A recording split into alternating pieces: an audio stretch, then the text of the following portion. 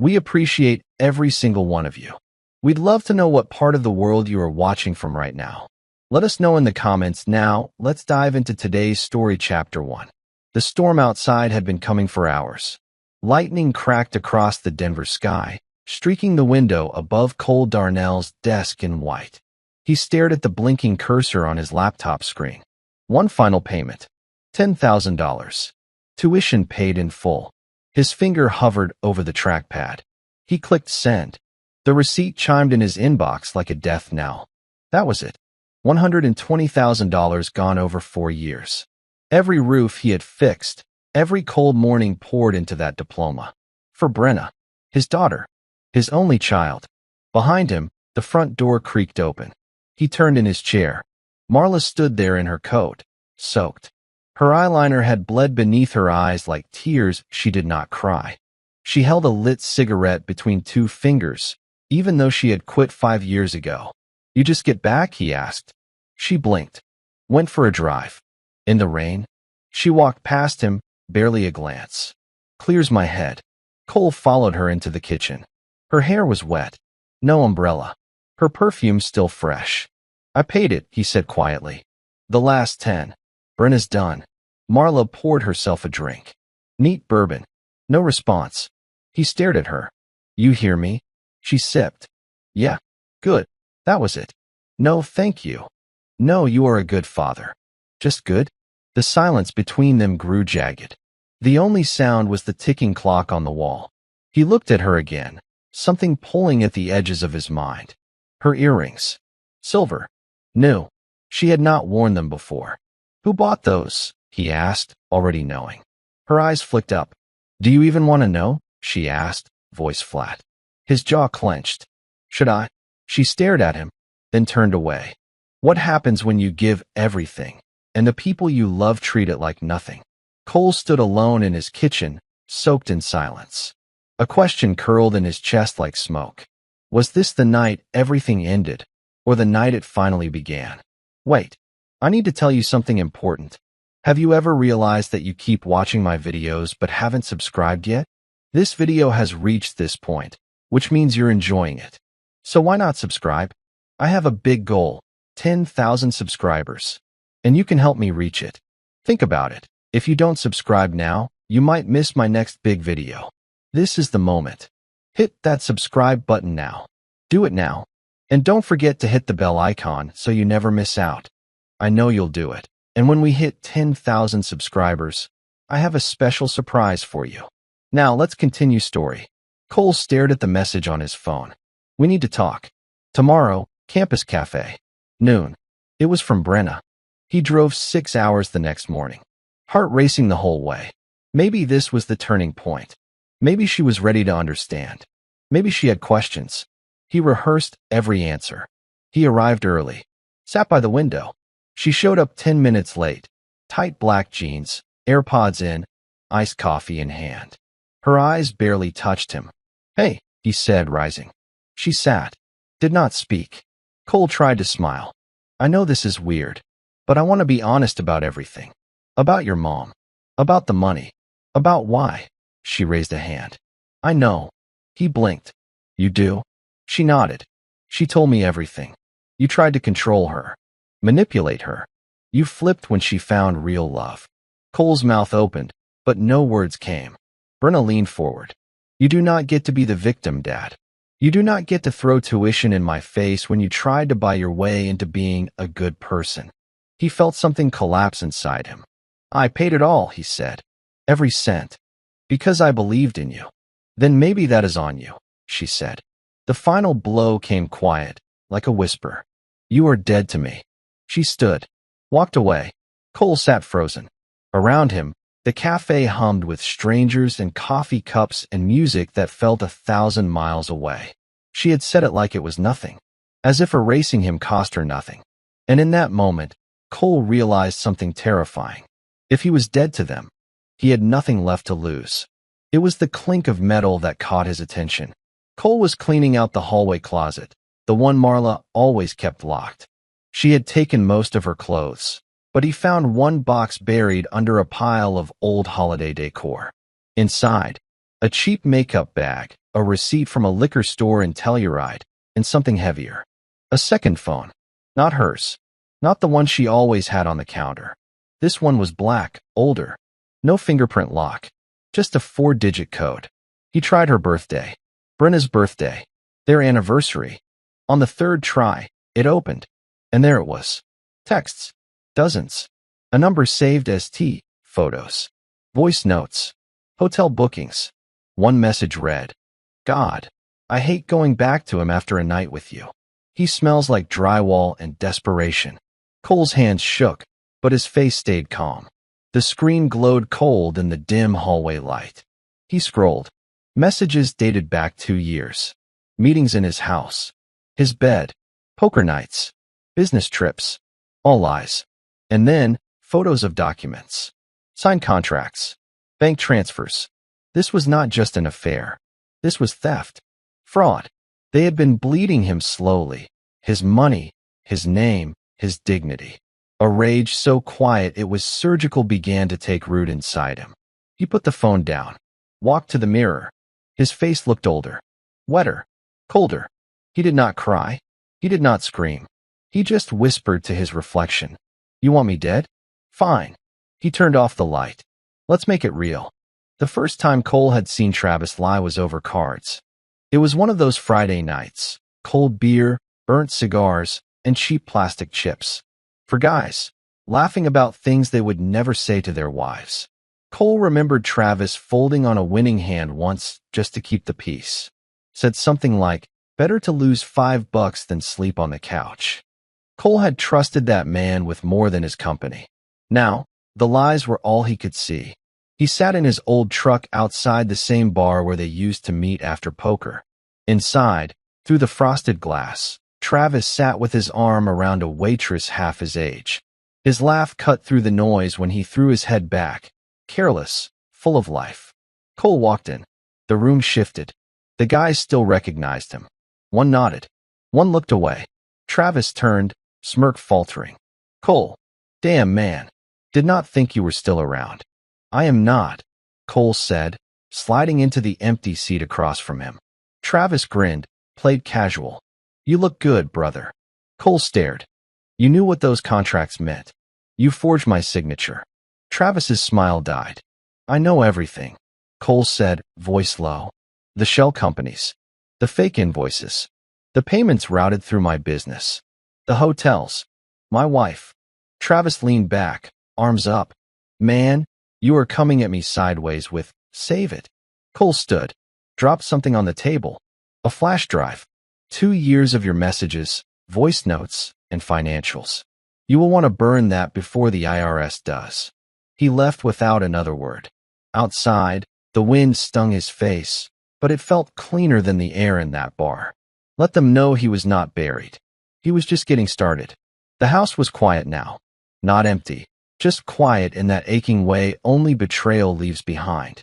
Cole sat in the garage, staring at the rusted toolbox he had kept since his 20s. The same one he used to build their first deck. Fixed the old fence. Patched the walls when Brenna drew on them. 22 years. He had fought for every square inch of that home. And what had it added up to? Photos gone from the walls. Her perfume still lingered in the upstairs bathroom. A wedding album half torn, half buried under junk mail in the kitchen drawer. Cole opened a beer. Not to drink it, just to hold it. Something familiar. Something that would not lie to him. He pulled out a file, one Marla had probably never seen. His emergency stash. Tax returns. Birth certificates. Contracts signed in his own hand.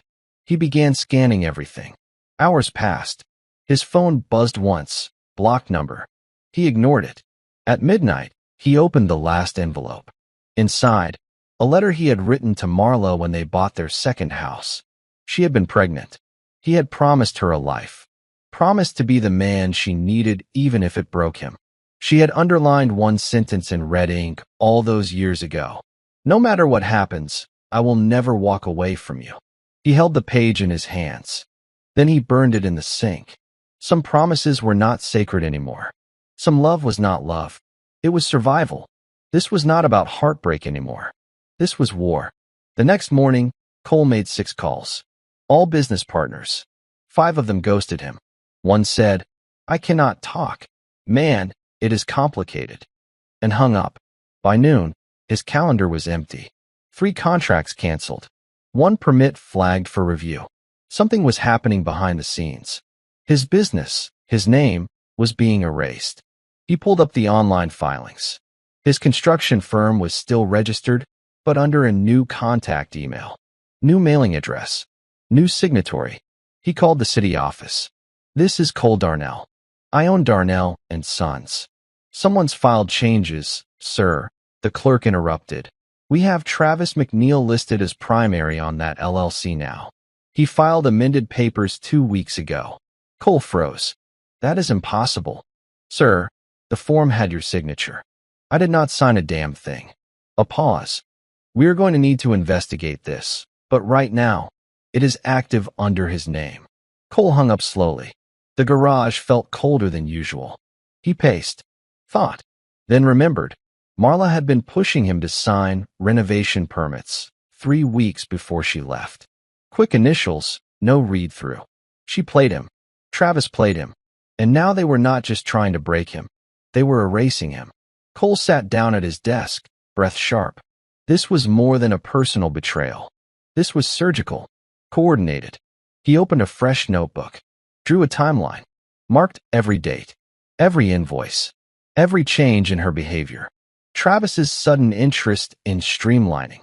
Each red mark bled into the next. This was not 2 lovers sneaking around. This was a heist. And Cole, he was the vault. But not for much longer. Cole did not sleep. By morning, his desk was covered in paperwork, post-its, printouts, and maps. Every detail he could scrape from memory and digital records went on the board. He needed to know exactly when the knives were pulled and how long they had been carving him up behind his back. At 7:12 a.m., he made the first move. He called Gina Roper. She used to handle payroll at his firm. Quiet, sharp, never missed a decimal. She had quit last year, suddenly, after a falling out with Travis. No explanation. No exit interview. Cole remembered it clearly now. She answered on the 3rd ring. "Cole Darnell," she said. "Was not expecting to ever hear from you again. I need to talk. Off record. About Travis." A pause. "How off record?" "I will bring coffee and a burner phone." They met in the park. Gina wore dark glasses and spoke without looking directly at him. "Your buddy Travis?" she said. "He has been cooking the books for over a year. Maybe longer. Fake invoices. Side payouts.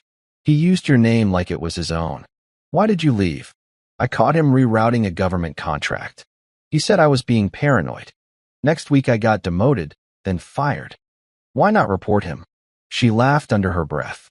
"Because your wife vouched for him. Backed up every lie. You think people believe the admin over the power couple?" Cole handed her the burner. "Help me expose it. Quietly. I do not need revenge. I need proof." Gina took it slowly. "All right, Cole. But if you are going after them, you better burn the whole thing down. No half measures." He nodded once. "Not this time." Cole sat in his truck, parked along the curb of a college campus he had only seen once before. Brenna's campus. He had driven 5 hours on instinct, not logic. No plan. Just the lingering ache of her voice in his ears. "You are dead to me." But he could not let it in like that. Not without trying once. He walked through the quad. Students bustled around him, earbuds in, backpacks heavy, laughter everywhere. The world spun for them. Not for him. He reached her dorm, asked for her by name. The girl behind the desk glanced at him. "You family?" "Yes," he said. "I am her father." She called up, waited, nodded once. She said, "She is not available." Cole stood there, frozen. "Did she say anything else?" he asked. The girl looked uncomfortable. "She said you know why." He left without speaking. Back at the truck, he sat with his hands on the wheel. His body felt heavier than it used to. His fingers trembled, not from weakness, but from how much he was holding back. On the seat beside him was a frame he had brought, Brenna's high school graduation photo. He had driven with it in his hand for most of the trip. He wanted to give it to her. A reminder. He rolled down the window, held it out, and let it go. The glass shattered against the pavement like the memory had already done in his chest. Cole did not need symbols anymore. He needed results. The neighborhood was dark. Still, familiar in the worst way. Cole's truck idled down the hill and stopped across the street from his old house. The place he had rebuilt, rewired, repainted. The place she now called home with another man.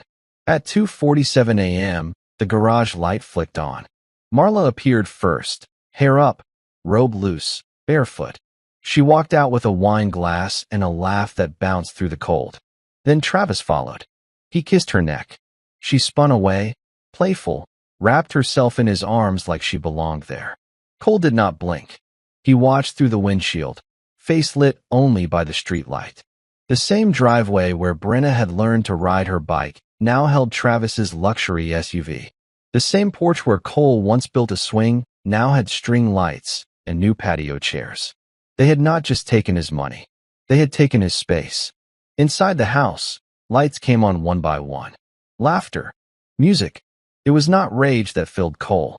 It was something quieter, more precise. He opened a notebook on the passenger seat, wrote the time, the date, described what he saw in bullet points. He was not here to feel. He was here to document. This was not about catching them in the act anymore. It was about building the story that would break them piece by piece.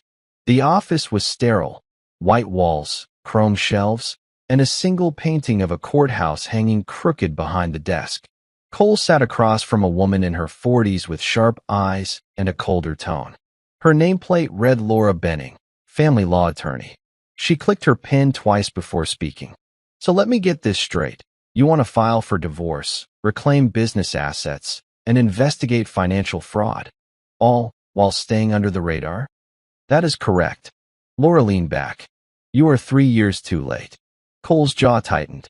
You have not heard everything yet. He slid over a folder, documents, screenshots, timelines. The second phone, the bank trails, the shell companies, everything he had gathered so far.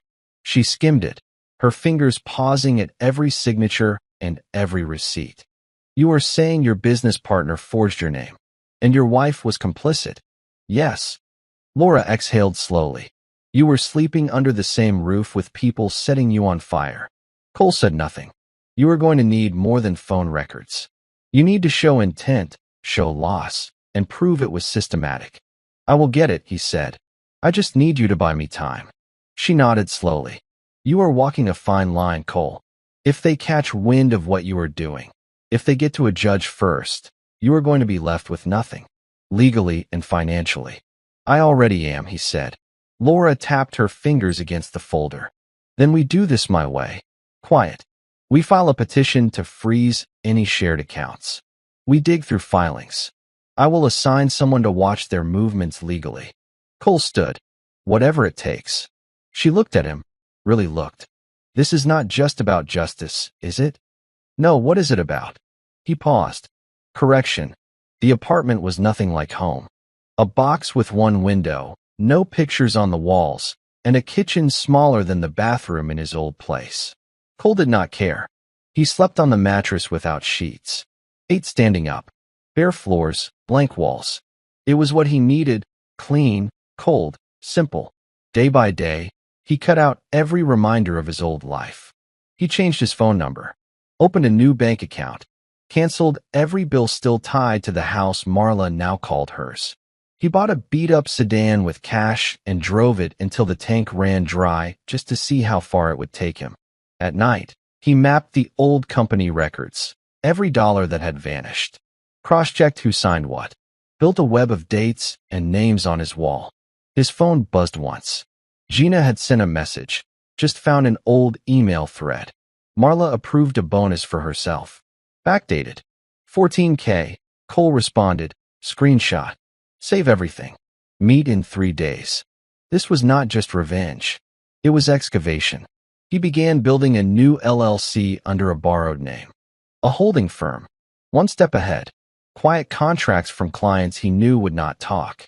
At a supply warehouse, a man asked him, You look familiar. Used to run Darnell and Sons. Nope, Cole said, loading lumber into his truck. First time in the biz. He drove away without looking back. At night, he stared at the ceiling fan spinning in the dark and whispered to no one, "I am not building a life. I am building a case." Cole unrolled the sketch on the table like an architect about to design a demolition. The timeline was full now. Left to right. 18 months of transactions, personal meetings, bank movement, real estate shifts, even appointments Marla had claimed were spa days that were actually site visits. He was no longer tracing the affair. He was reconstructing the con. Red ink highlighted each pivot point. Every time his name had been used without consent. Every vendor that mysteriously stopped responding. Every client who got a better deal right after Travis took the lead. The web connected with brutal clarity. Gina sat across from him, scanning the page. "You built this yourself?" she asked. "Piece by piece." She nodded. "You are missing one thing, though." "What is that?" "The exit wound." Cole looked at her. "You have the body of the crime. But what is the thing that will actually kill them in court?" "I do not want just court," he said. "I want them exposed. I want people to see it." Gina reached into her bag, pulled out a manila envelope. "Backups. Their wire history. If they move cash offshore, it will be in there. But I also have something better." She handed over a printed email. It was from Travis to a private investigator, hired months ago to tail Cole. The timestamp matched the day Cole had his first panic attack and could not explain why. "They were watching you," she said. Cole stared at the paper, then leaned back, silent. "They were scared of you," she added, "even while they were winning." He folded the email. "They should be." Cole knew the timing had to be perfect. He waited until 9:43 a.m., the same minute Travis always left his office for coffee. He knew the pattern because he had once lived it. Now he was using it. He parked across the street from Sterling and McNeil Contracting. Engine off, windows up. Inside a sealed envelope on the passenger seat, a report, filed anonymously. Inside it, 2 altered invoices, 3 vendor payments that never hit the actual vendors, and a bank routing number leading to an account in Marla's maiden name. Cole slid on gloves, stepped out, and walked across the street like he belonged there. Reception was quiet. "Delivery," he muttered, setting the envelope on the desk. No name, no return address, just the title, "Confidential, Federal Concern." He left before the secretary could ask anything. Later that day, Gina sent a photo. A man in a suit carrying the envelope into a third-floor office. Cole stared at it. The fuse was lit. 2 weeks passed. Cole stayed quiet, off the grid, every move calculated. Then, the call started. First, from a vendor asking about unpaid bills. Then from a subcontractor whose deal with Sterling and McNeil had been canceled without warning. Gina called him late one night, her voice low. "They are being audited." IRS stepped in. State board flagged their licensing. "You cracked something loose." Cole stood by the open window, city lights glowing behind him. "You sure?" "Dead sure. They tried to move funds this week and got blocked. Compliance froze half their accounts." He hung up and poured a glass of water with shaking hands. It was not fear. It was the weight of finally seeing justice in motion. Marla had not posted on social media in 6 days. Travis stopped showing up in his favorite bar. Cole checked the docket the next morning. An anonymous report had triggered a forensic review of the company's payroll. He had not even touched the real weapons yet. This was smoke. The fire was coming next. Cole met her at a diner. 2 p.m., middle of nowhere. She wore an old coat, carried a laptop, and ordered her coffee black. Her name was Erin Phelps, and she worked freelance as a forensic auditor. Used to be with the IRS before she got tired of politics. He handed her a drive across the table. "Everything is here," he said. "Transactions, timestamps, messages." She connected it to her laptop, scrolling quickly, then slower, then stopped. "Who are you?" she asked. "Someone they tried to erase." She nodded once, like she had heard that before. "You want me to take this to the authorities?" "No, not yet. I want a private report. Something I can own. I can do that. But if they panic, if they try to run, I need leverage." She smiled faintly. You already have it. They cooked the books, moved money through straw accounts. Your wife signed on 5 of them. Cole felt his throat tighten. Marla used your name to apply for loans, Aaron added. With fake documentation. That is federal. How long until I have a full report? 10 days. Max. He pushed an envelope across the table, payment in cash. Clean. As she left, she turned back once. You are doing this the smart way. Quiet. Legal. Paper trail speaks louder than rage. Cole looked out the window as she left. I am not angry anymore, he said quietly. I am just awake. The USB drive was plain black, no label, no markings. Just weight in Cole's hand. He held it like it might burn him. Gina had found it in a recovered archive from Travis's office email, buried under folders labeled drafts and backlog. Inside were audio files. Dozens of them. Most were nothing. A few were gold. Cole sat alone in his apartment, laptop glowing. He clicked the first labeled car conversation, November 12th.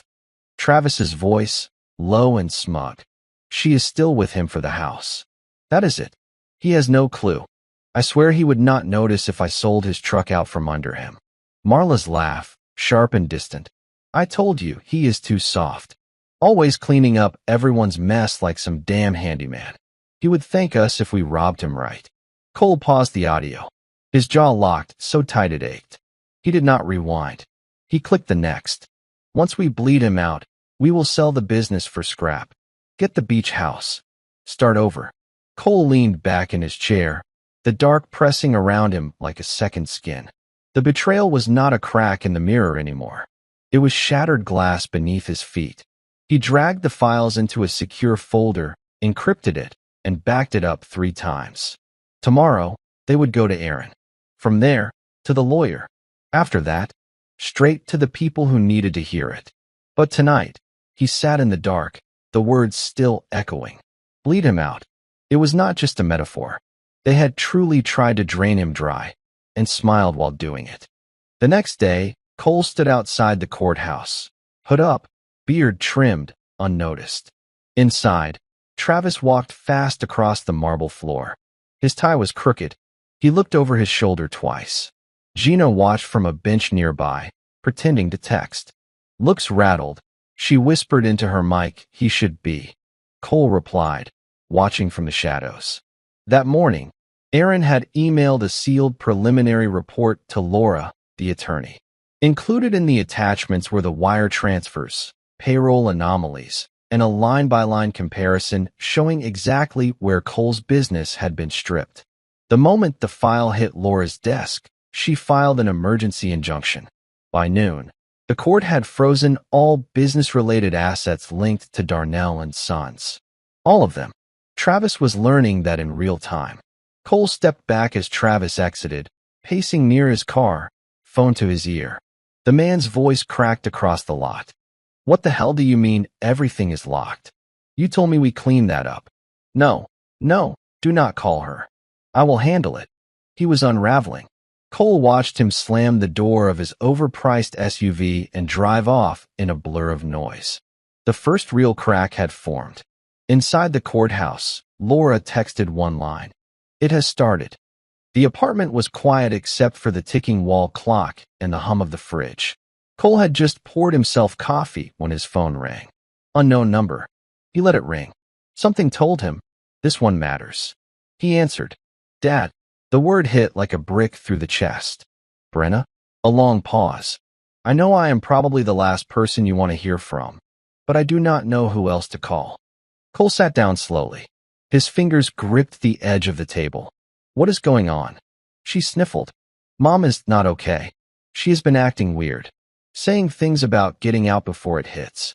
She smashed a picture frame yesterday, through her phone, said it was all going to fall apart. Cole stayed silent. Let her talk. I do not know what is happening, but you were right, weren't you? About her. About everything. He closed his eyes. Where are you now? He asked. Still at school? I have not been home since Christmas. I needed distance. I guess I believed everything she told me. You do not have to explain anything. She hesitated. I need to ask you something. Are we Is there any chance you would ever forgive me? He did not answer right away. I do not know what happens next, Brenna, but I know what happened before. She was quiet. Then, I am sorry. The call ended with no promises. Cole stared at the black screen of his phone. Something had shifted. Not in her. In him. The envelope was thinner than he expected. Laura handed it to him at her office with the kind of look that said, "You are not going to like this, but you need to know it." Cole opened it. Inside, legal records, emails, and a signed statement. At the top of the first page, subject, parental rights, emergency temporary custody agreement. Cole skimmed. The air in the room vanished as he read.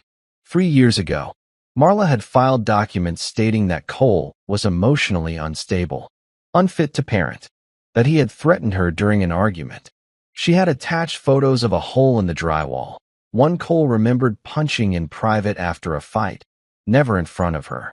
A single statement from Brenna was stapled to the back. Cole's hand trembled as he read the line.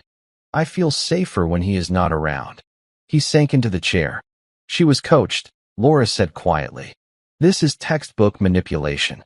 Fabricated concern, padded statements, and just enough real emotion to make it look legitimate. But she signed it, Cole said, barely above a whisper. Laura sighed. She was 17. That makes it legal in court, but not truthful. Cole dropped the file on the desk. So it had not just been betrayal. It had been premeditated isolation. Marla had not only taken his business, she had taken his daughter, with lies, with paper, with poison words. And Brenna? She had believed it all. Even when she called him now, she did not know what she had helped destroy. Cole stood up. I am going to show her the truth. The house was not his anymore, but the land still remembered him. The creak in the third porch step, the smell of damp soil behind the garage, even the loose floorboard in the upstairs hallway, just under the coat closet. That was where Cole slipped in. He had timed it perfectly. Marla and Travis were both away. He had tracked their movement for days. A weekend retreat out in Aspen. Networking event, her email said. Probably a spa and a bottle of champagne. He stepped through the hallway like a ghost. Nothing in this house felt real anymore. It was surgically redone. New furniture, new walls, new kitchen tile. But the frame, his frame, was still underneath it all. In the master bedroom, he opened the closet, looked past the shoes and handbags, past the designer coats, pulled the floorboard. Inside, a small fireproof box. He knew the code. Marla always used the same 4 digits. Her mother's birthday. It opened with a soft click. Inside were flash drives. One labeled private. Another, audio, Brenna. His fingers hesitated before picking it up. He plugged it into a small portable player he brought. The voice that played was Marla's. She needs to believe he is the threat. That is how we keep her on our side. Once she turns 18, it does not matter. Cole stopped the recording. He stared at the floor, knees heavy. The truth was worse than betrayal. It was warfare. She had turned their daughter into a weapon. He took every file, every device, sealed the box again, and left the house without a sound. Outside, he looked back once. He did not miss it. He pitied it. Cole watched it happen from across the street. Travis walked into the building in a navy suit, tight jaw, forced smile. He had been summoned by the licensing board for a review. Cole already knew the result.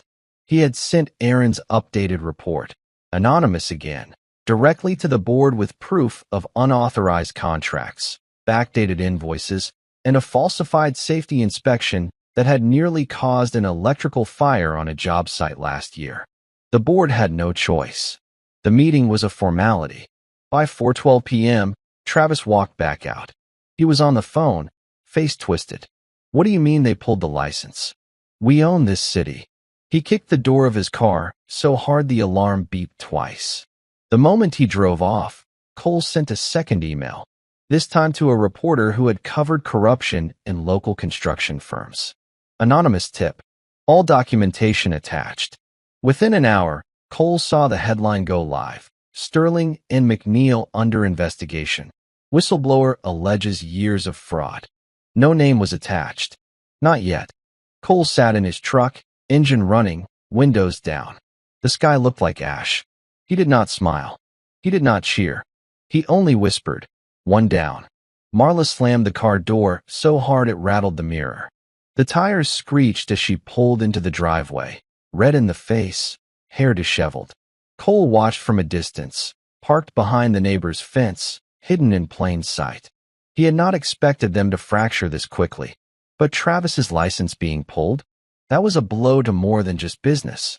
It was ego, control, status. The front door opened before she could reach for her keys. Travis stood in the hallway, shirt half-buttoned, eyes bloodshot. "You sent them the records," he hissed. "What records?" she snapped, brushing past him. He followed her into the kitchen. "You know what I mean. The invoices. The wiring logs. You were the only one who had them." "I did not send anything," she snapped back. "Why would I blow up my own company?" "Our company," he corrected, but the words sounded wrong even as he said it. Their voices rose. Plates rattled. Accusations flew like glass. Cole could not hear every word. He did not need to. He watched their faces. Watched them turn on each other. It had begun. Inside the house, Travis threw a file across the counter. "You made me trust you." Marla's voice was venom. "You made me leave my life. You made yourself a queen on his name. I just held the crown." Cole leaned back in his seat. He had seen enough.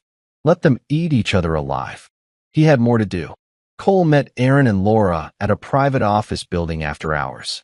No signs on the door. No security cameras. Just silence and cold fluorescent lights buzzing overhead. Aaron opened her laptop and turned the screen. "I found the link," she said. "This is the wire that paid Brenna's tuition." Cole leaned in. The transaction was marked as a corporate expense. The funds had been laundered through a dummy company registered under a false construction license, one Travis had created 2 years ago. "And here's the twist," Aaron said. "It was signed electronically." Cole blinked. "By who?" Aaron smiled grimly. "By Marla. Using your digital ID. From your home IP address." Laura leaned forward. "That is identity fraud. On a federal level. That alone could get her indicted." Cole stared at the screen. So all the money he had thought he was giving to Brenna had already been stolen from him. "I paid it twice," he said. "Once in dollars. Once in blood." Aaron scrolled further. "It gets better. The second semester tuition? Funded with money pulled from an escrow account meant for a city contract. They committed municipal fraud." Laura nodded. "If we file this right, we do not just take them down, we bury them." Cole sat back, eyes heavy. "You think she will turn on him when it hits?" Laura replied, "She already is. Women like her? They do not crash with the ship. They jump before the water hits their ankles." Cole smiled, but there was no joy behind it. "She is about to find out. This time, there is no land to swim to." It was past midnight when Brenna knocked on Cole's apartment door. He opened it slowly, unsure if she would actually show up. Her face was pale, eyes red. She looked like she had walked through a storm no one else could see. "Can I come in?" she asked. He nodded. She stood in the middle of the room, wringing her hands. Her voice barely held steady. "I listened to the tapes." Cole sat down. Said nothing. "I heard her say it. That she wanted me to believe you were the threat. That she coached me." He looked away. "I do not know what to do with that," Brenna whispered. "I do not know who I am if I was part of destroying you." Cole's voice was calm. "You were 17. You were lied to. I still said it. I signed it. I let them ruin you." He stood, walked over to the window. The city lights blinked like warning signs in the distance. Brenna took a shaky breath. "I am sorry." He turned to her. "Sorry does not fix anything." "I know, but it matters." She nodded, tears welling. "I want to make it right," she said. Cole watched her for a long time. Finally, he handed her a folder from the table. Inside were emails, records, signed documents with her name forged, used as part of the tuition funnel.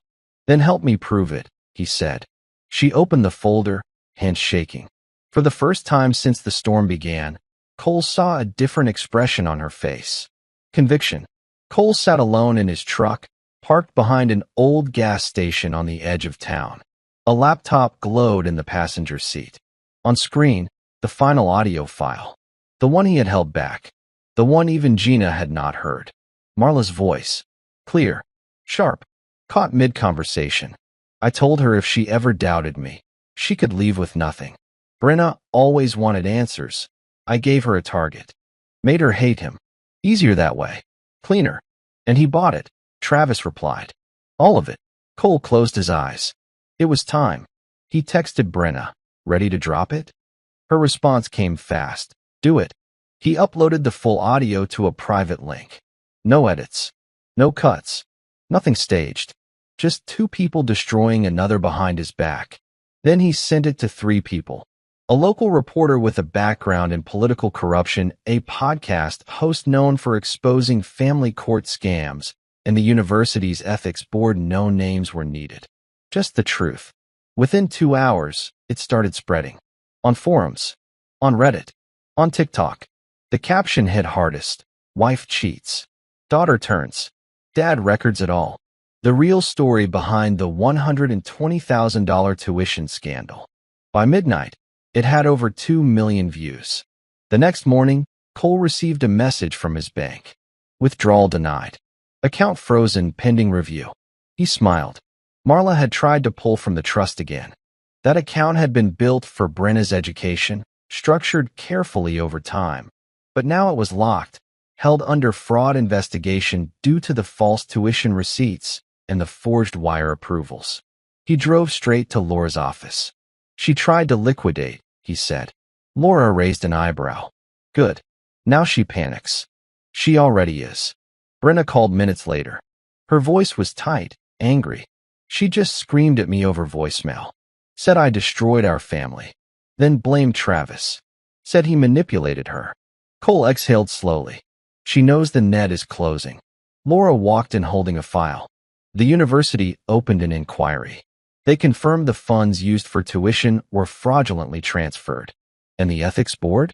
They want a formal deposition from both Marla and Brenna. Cole looked up. Deposition? Yes.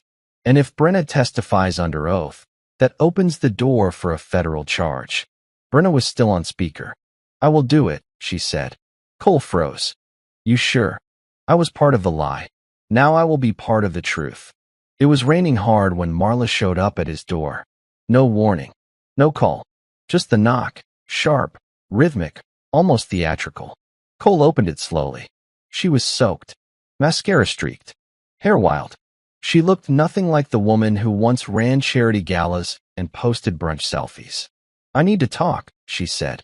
No, just let me explain. You already did. I have the tapes. Her breath caught. You do not understand. Travis, he lied to me too.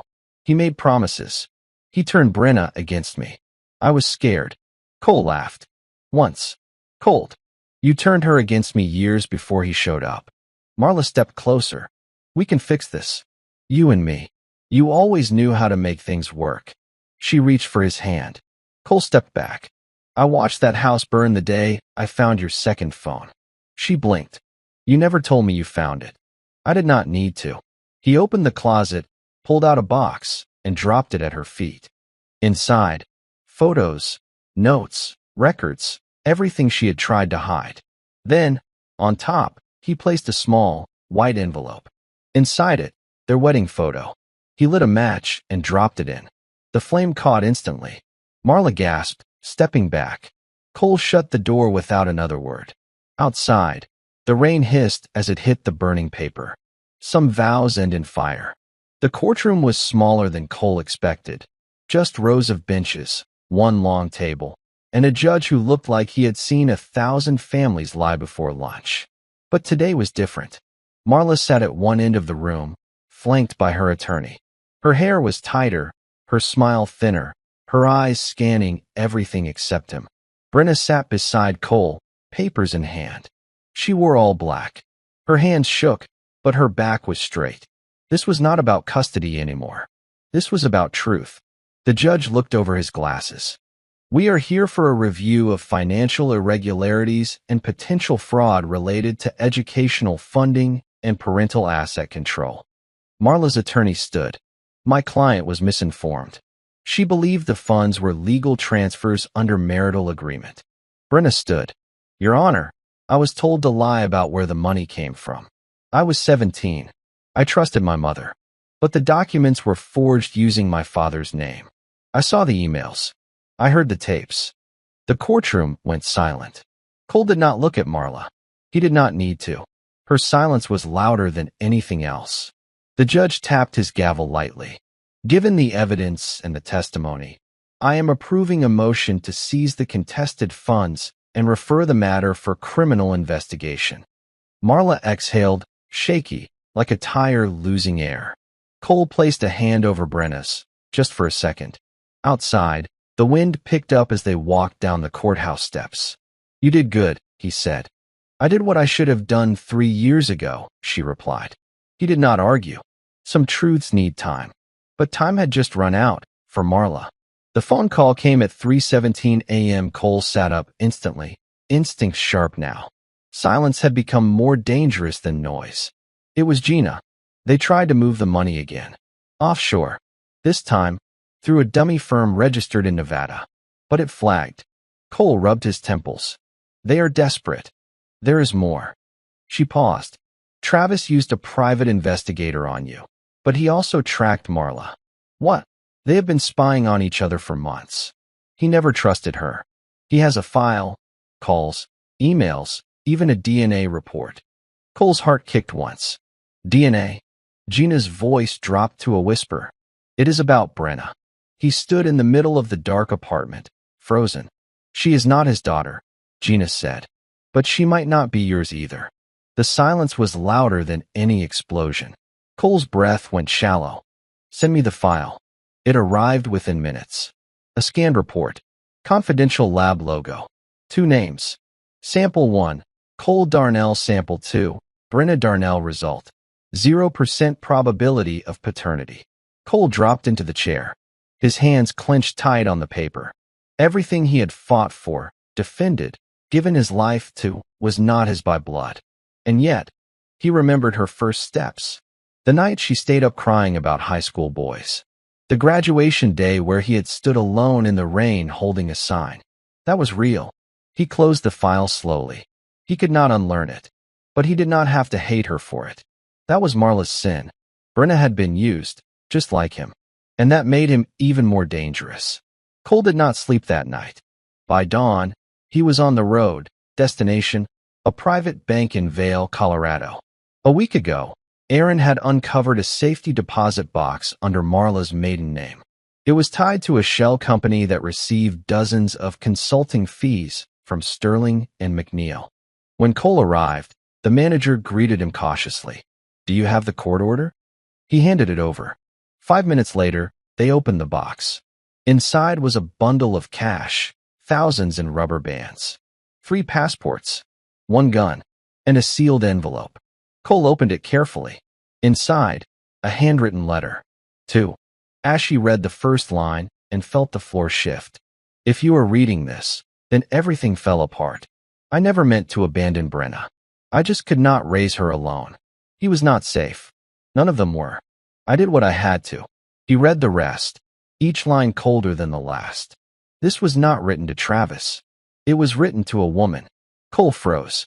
Ash was a name he had only heard once, in an old argument Marla had with her sister. Something about the past. A closed chapter. He reached the bottom of the page. Tell her I never wanted to lie. But it was the only way to survive. Cole backed away slowly. This was not just infidelity. It was a stolen identity. Brenna had not only been lied to.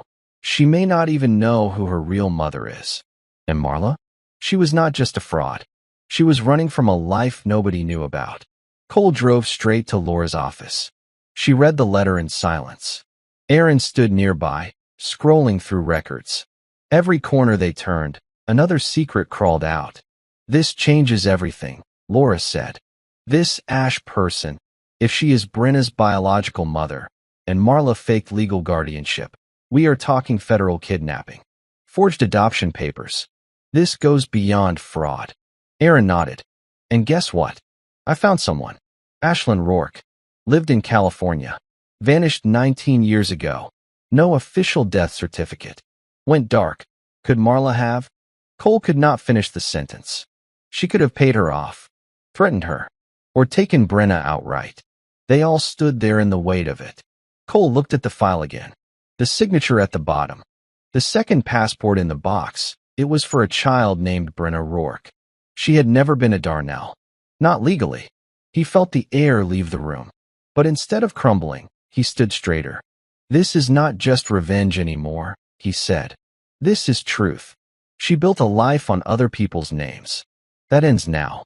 Laura looked at him carefully. What are you going to do? He stared at the window. I am going to find Ash. The drive to Nevada was quiet. Brenna sat in the passenger seat, arms folded, staring out the window like every highway mile stripped another layer of her old life. Cole had not said much since showing her the letter. She had read it once, then again, then just sat in silence. Why would she do this? She finally asked. Why take me from someone else? Because it gave her power, Cole said. Because you made her look like the kind of mother she wanted people to believe she was. Brenna turned to him. And you? He gripped the wheel tighter. I gave her what she needed to keep the lie going. They arrived at a small trailer home in a dusty stretch just outside Carson City. The name on the mailbox, A. Rourke. Brenna looked like she was holding her breath. Cole knocked.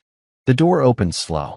The woman standing there was in her late 40s, sun-tired eyes, hands worn with time.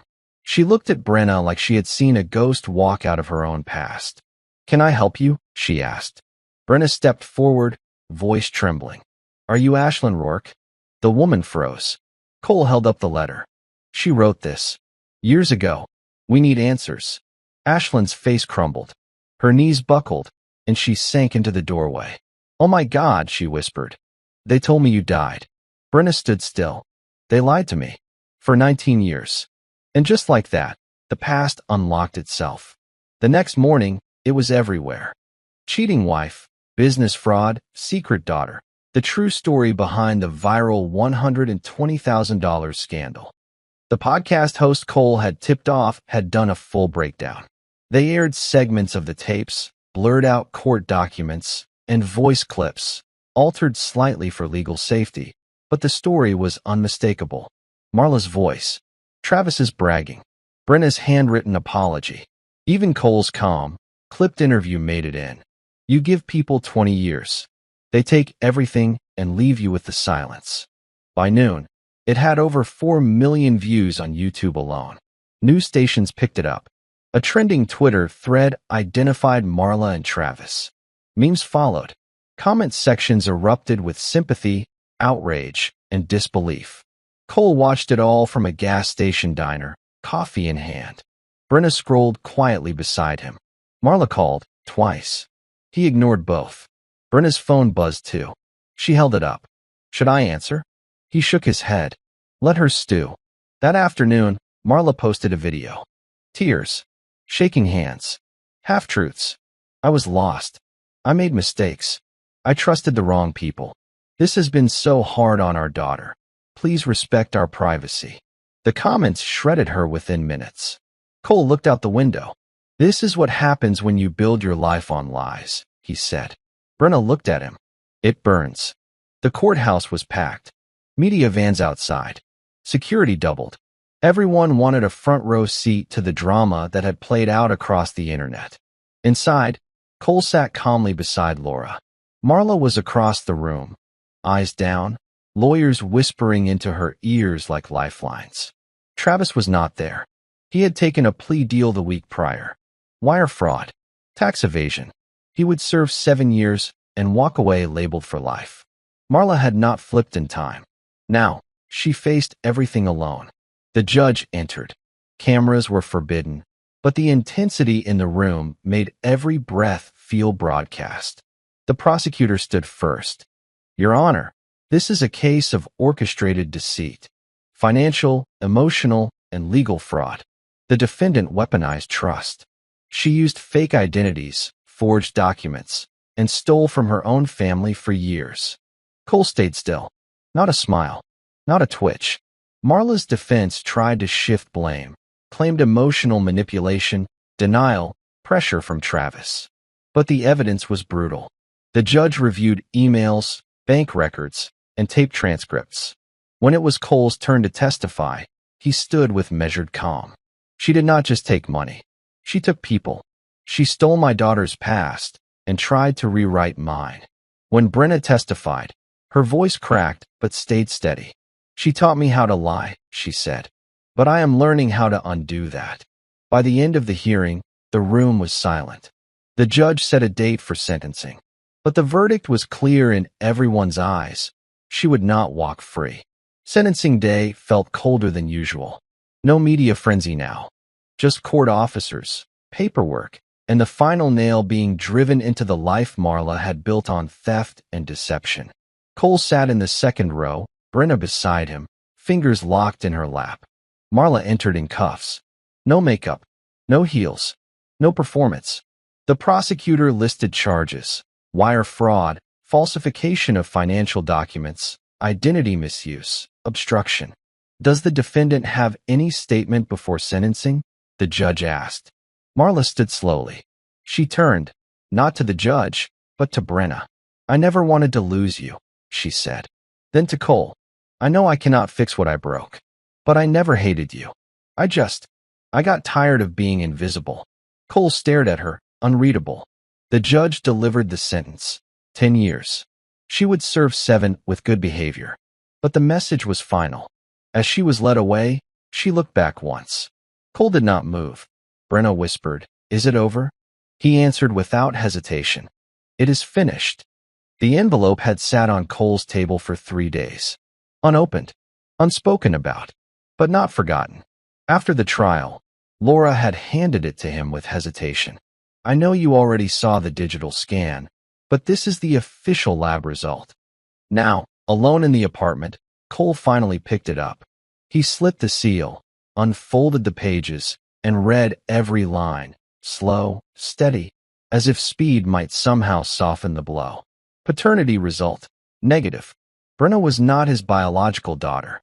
That truth had already settled in his bones weeks ago, but seeing it printed in ink carved it deeper.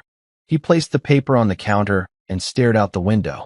He remembered the night she got sick and he drove 4 hours to bring her soup. The time she failed a math test and cried for 2 days. The way she had hugged him after graduation, even if it felt hollow then. None of it had changed because of a strand of DNA. He picked up the envelope, walked over to the stove, lit a match. The flame caught fast. The paper curled into blackened curls and smoke. This was not denial. It was choice. Whatever biology said, he had raised her. He had paid for her life in sweat, sacrifice, and silence. She was not his by blood. She was his by everything that mattered more. It was a week after sentencing when Brenna asked to go see her. Cole hesitated. You are sure? He asked. I need to hear it, she said. From her mouth.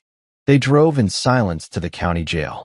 Marla entered the visiting booth in a beige jumpsuit, her eyes hollow, cheeks thinner. Her voice cracked just from saying hello. Brenna leaned into the speaker. Why did you lie to me? Marla looked away. I had no choice, she whispered. Your real mother.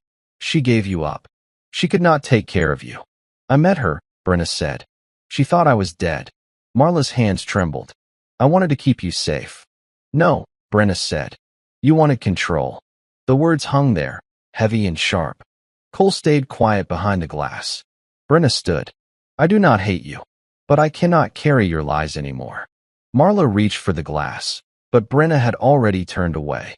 Cole followed her out. As the doors locked behind them, Brenna exhaled. That was the last thing I needed to say. Then let it be the last thing you ever carry, Cole said.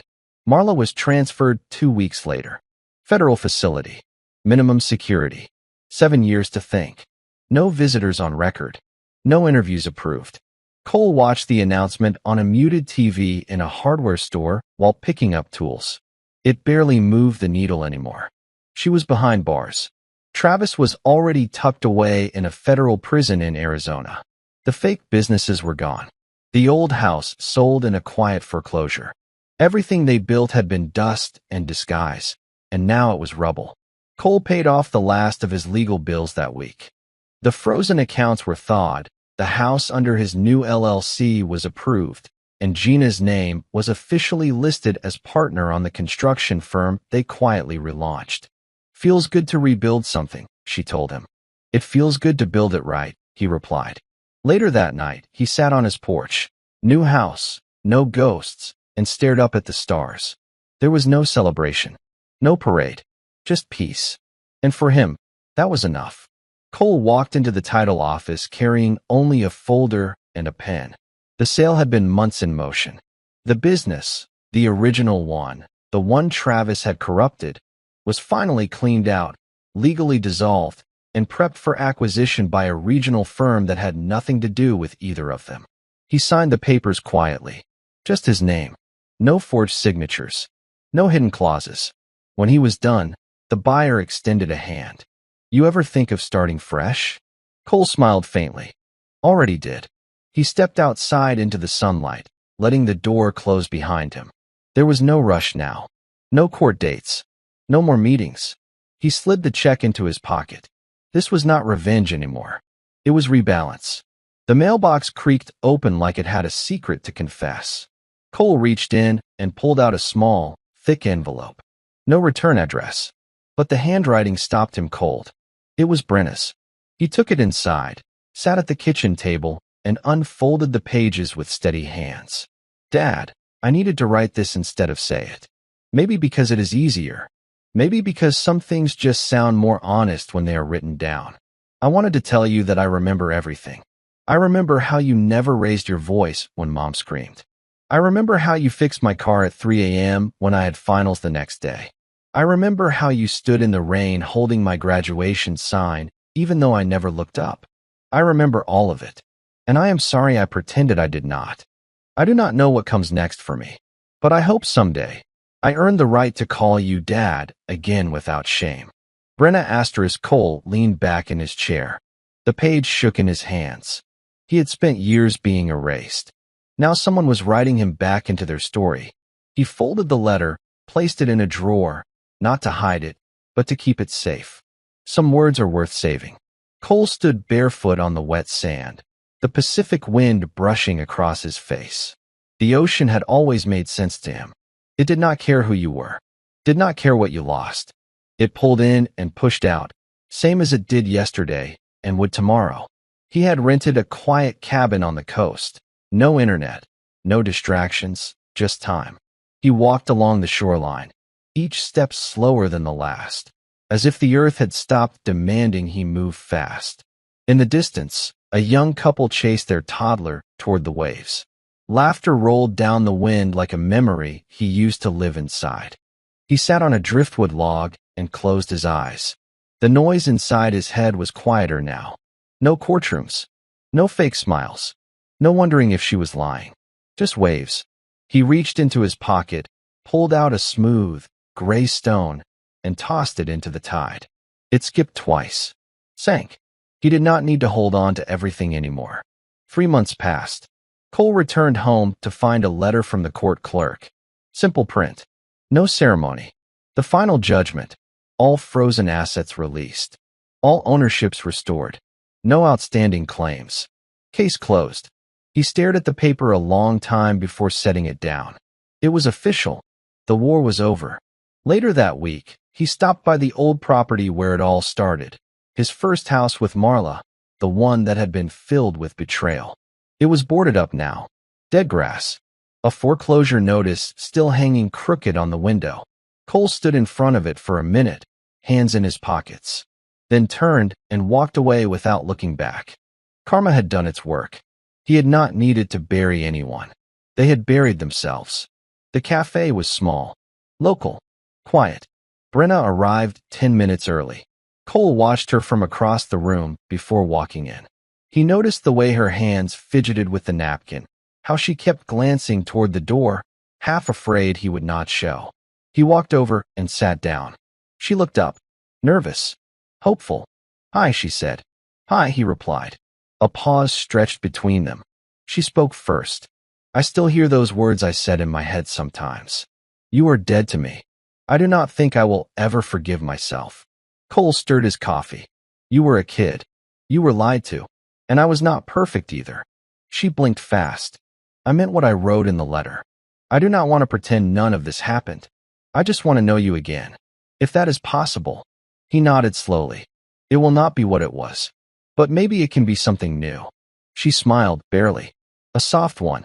Real. Outside, the world kept spinning. But inside that cafe, something broken had finally started to heal. The bench was warm under the late spring sun. Cole sat in the park with a coffee in one hand and a quiet kind of peace in the other. No distractions. No noise. Just the sound of birds overhead and wind weaving through trees that had survived more storms than they showed. A little girl ran by chasing a bubble, her father following behind with a smile on his face. Cole watched them for a moment, not out of sadness, but appreciation. Not envy, but stillness. He reached into his bag and pulled out a photo. A new one. Brenna and Ash, side by side. Smiling. Brenna had sent it last week after another visit to California. She had started writing a memoir about truth, lies, and rebuilding. She had asked Cole to help edit it. He agreed. Their connection was not perfect, but it was real now. Honest. Clean. He took out a second photo. This one older. Worn edges. Torn corner. Him, Marla, and baby Brenna. A time that felt like another man's life.